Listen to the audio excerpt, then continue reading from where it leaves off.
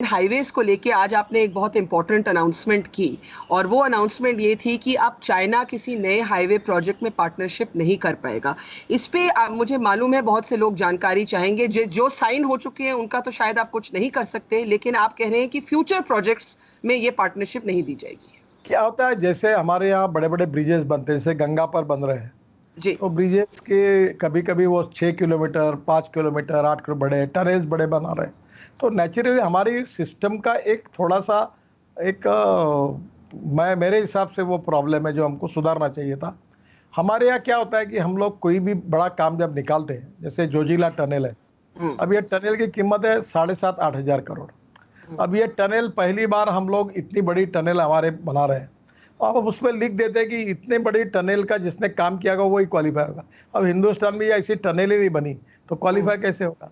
तो हम्म। पहली बात तो हमने ये की है कि अब ये टेक्निकल और फाइनेंशियल क्वालिफिकेशन को हम्म। मैंने सेक्रेटरी हमारे उनको ऐसी सूचना दी है कि आप ये जॉइंट वेंचर करने के बाद तो इंडियन ही काम करता है, तो आप पहली बार इसको पूरा रिलैक्स करके हर काम के लिए 10 से 12 इंडियन कंपनी क्वालिफाई हो सकती है, इतना रिलैक्सेशन डाइल्यूट करिए। एक दूसरी बात, अभी तक जिन्होंने जॉइंट वेंचर किया है चाइनीज के साथ जी। और उनके काम ऑलरेडी अवार्ड हो गए, वो तो कैंसिल करने के लिए हमने कोई निर्णय नहीं किया है।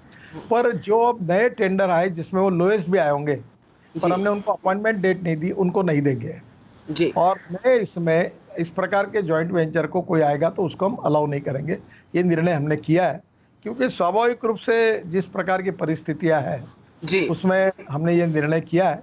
और मुझे लगता है कि इसमें अब हम ऐसी स्थिति आएंगी कि हमारे इंडियन कॉन्ट्रैक्टर्स को ही हम लोग निश्चित रूप से क्वालिफाई करके उनसे टेंडर लेंगे।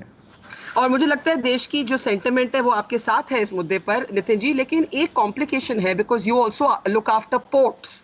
अब हमारे इंडियन पोर्ट्स में जो लोग अभी तक चाइना से इंपोर्ट कर रहे थे गुड्स वो अटके हुए हैं। आज कुछ कुरियर कंपनीज ने भी कहा कि हम ये नहीं लिफ्ट कर सकते क्योंकि क्लियरेंसेस, कस्टम क्लियरेंसेस नहीं मिल रही। आपने एक बयान दिया था कि इससे इंडिया को ज्यादा नुकसान पहुंच रहा है, इंडियन कंपनीज को नुकसान पहुंच रहा है। ये how will you solve this problem? देखो, पहली बात तो ऐसी है कि मेरे स्टेटमेंट को प्रॉब्लम यही होता है कि अधूरा अधूरा करके आप लोग जो करते हो ये उचित नहीं है। पहली बात तो ऐसी है कि चाइना से किसी भी प्रकार के माल जो इंपोर्ट हो रहा है उसका मैं विरोधी हूँ। ओके। मैंने अभी अगरबत्ती के ऊपर 30% ड्यूटी बढ़ाने के लिए आग्रह किया ताकि जी। 25-30 लाख लोगों के रोजगार को प्रोटेक्ट करें। जी। हमने पीपी किट 2 महीने के पहले चाइना से लाई थी। अब हमारे देश की एमएसएमई पीपी किट बना रहे हैं, हम उनको एक्सपोर्ट करने की परमिशन दे रहे हैं, इतना हमने प्रोडक्शन उसका किया है। तो ये इंपोर्ट सब्सटीट्यूट हमारे देश में made in India make in India यही हमारी भूमिका रही है। अब प्रॉब्लम ऐसा हुआ है कि ये युद्धजन्य परिस्थिति होने के पूर्व जिन लोगों ने चाइना से कोई मटेरियल लिया है जी। तो उन्होंने एलसी दी है। तो चाइना के पोर्ट में वो माल चढ़ने के पहले ही वो एलसी उन्होंने कैश कर ली जी। और वो माल अभी इंडियन पोर्ट में आया। जी। तो स्वाभाविक रूप से चाइना का इसमें कुछ नुकसान नहीं है, जो इंडियन उद्योजकों ने माल लिया है उन्हीं को उसमें तकलीफ होगी। तो मैंने सुझाव ये दिया कि अभी इसके बाद नए चाइना से इंपोर्ट करने के कॉन्ट्रैक्ट मत करिए, ताकि एक तो उसके ऊपर सरकार में दो ऑप्शन है, एक तो ड्यूटी बढ़ानी चाहिए जी। और दूसरा ऑप्शन ये कि ये माल के बारे में कुछ कठोर भूमिका लेनी चाहिए।